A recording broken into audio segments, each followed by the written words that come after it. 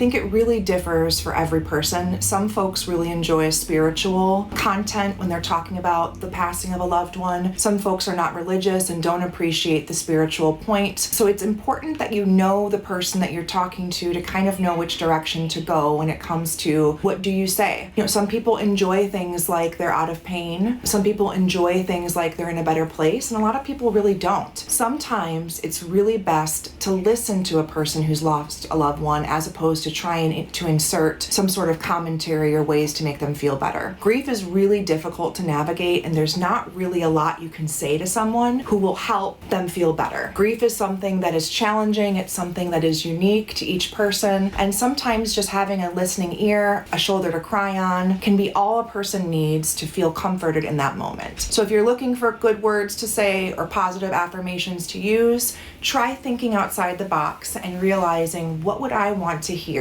if I had someone who passed? What would make me feel comforted? And I think the important thing to remember is that you may not get it right. You might say something that you later on think, why did I say that? And that's also okay. We're human beings who don't always have the right words, and sometimes the right words are no words.